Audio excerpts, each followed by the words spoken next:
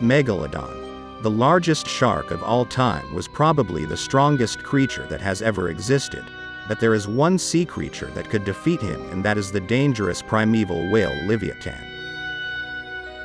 What happens when two fearsome beasts like Megalodon and Livyatan meet, and who would win? We take a closer look in this video.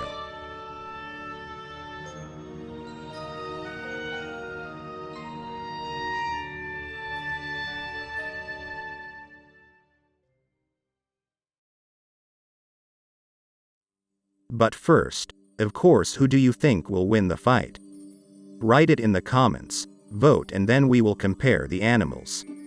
Megalodon is with a length of up to 18 meters, about 3 times as long as a great white shark. With a weight of 70 tons, it even weighs 50 times as much as a great white shark, and 10 times as much as a large African elephant. So you can imagine it better, the primeval giant shark resembles a city bus in size. It probably also had a rather broad body, similar to the great white shark. Livyatan doesn't have to hide when it comes to size.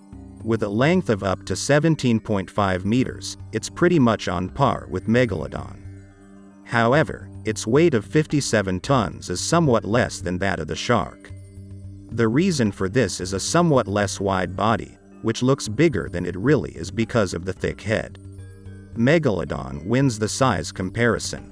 Since sharks and whales do not have arms or claws, we naturally compare the bite of the two. Megalodon had a mouth 2.5 to 3 meters wide, and inside it were 276 teeth divided into 5 rows, so that they could be replaced immediately if one fell out or got stuck. These teeth were up to 18 centimeters long, which is about the size of an outstretched hand. That's pretty scary, but Livyatan had even bigger teeth.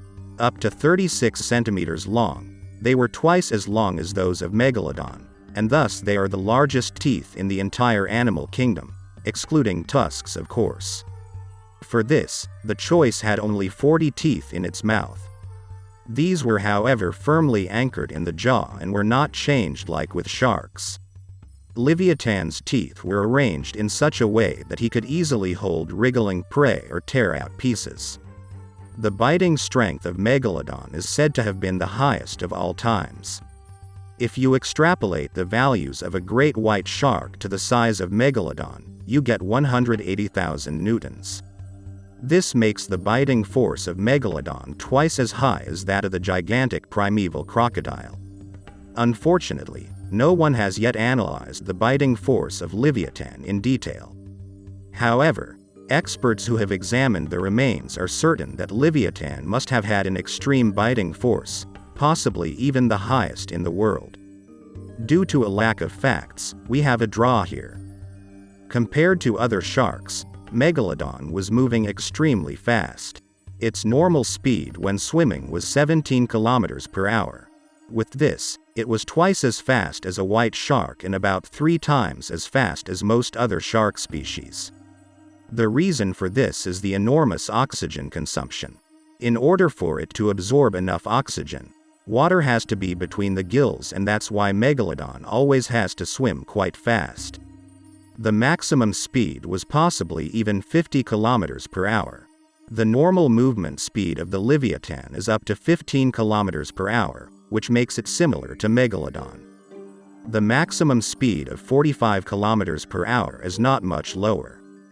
Livyatan, however, can maintain this high speed longer than the shark and can swim as fast for a whole hour.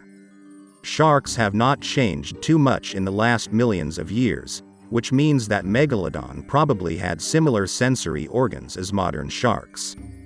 That means it could probably see better than cats even in the dark and perceive smells 10,000 times better than humans.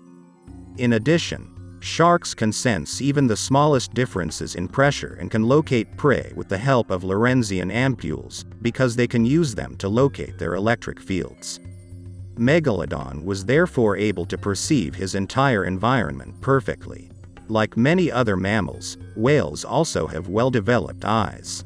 However, because you can't see too far underwater, whales have specialized in other senses, especially hearing. They can communicate with other whales over a distance of 2,000 kilometers. They can also orient themselves with the help of sound. When they emit a sound, they can recognize each other.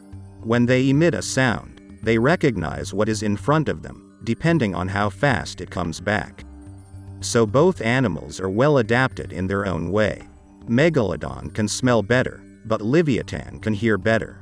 Megalodon always has to swim fast to take in oxygen, which is of course a disadvantage.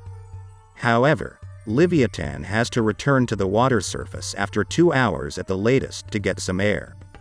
This balances out again. The biggest disadvantage Megalodon has compared to Livyatan is probably the intelligence. Sharks are not stupid, but compared to sperm whales they have a small brain and therefore more limited cognitive abilities. Hard to say how this affects combat, but being more intelligent is definitely an advantage for Livyatan. An advantage for Megalodon, on the other hand, is his large mouth, which is much wider than that of the whale. Thus, Megalodon can tear much larger pieces out of his opponent with his attacks. Livyatan's long, firmly anchored teeth, on the other hand, allow him to hold on to his victims. And his more elongated mouth also allows for a deeper bite than the wide attacking Megalodon. The latter, however, can open his mouth at a wider angle, and thus bite off much larger pieces. It is therefore really a head-to-head race. Megalodon liked to eat the baleen whales and toothed whales of his time. He could also take on larger whales by biting off their fins and thus making them immobile. Unlike the great white shark, Megalodon did not let his prey animals bleed to death, but killed them immediately by biting vital organs such as the heart and lungs. Biting on bones during such attacks did not bother him much thanks to the extreme strength and his regrowing teeth. Livyatan was also a pointed predator and mainly hunted 7 to 10 meter long whales under the sea surface. But he also ate sharks, seals, dolphins and similar animals. In contrast to the killer whales, Livyatan was also able to hunt alone thanks to his size. It is hard to believe that these two giants really lived at the same time, which means that they probably fought with each other from time to time. And this is how a fight could have happened. A Livyatan encounters a large alien animal with its echolocation, which it identifies as a giant shark. He recognizes Megalodon as an opponent and gets ready to use his special attack. He swims quickly towards his victim and uses his head like a battering ram. This way he could knock whales unconscious and simply finish them off. He tries to do exactly the same to Megalodon. But the gigantic primeval shark is an experienced hunter, sees the attack coming thanks to its extremely highly developed sensory organs and is able to dodge it. Now the Megalodon attacks itself and bites the whale in its tail fin. With its unbelievable biting force, it tears it off almost completely from the Livyatan. The whale, whose movement is restricted, wants to reach the surface to catch his breath for his next attack, but because of his injury he is only slow. Meanwhile Megalodon starts his second attack and bites off the whale's left and then also the right pectoral fin. Livyatan attacks with his big mouth, but he can't do enough damage to the giant body of the whale to stop his attacks. Meanwhile the whale is almost immobile and Megalodon starts the final attack, biting the whale in the chest and destroying its heart and lungs. Megalodon wins the battle.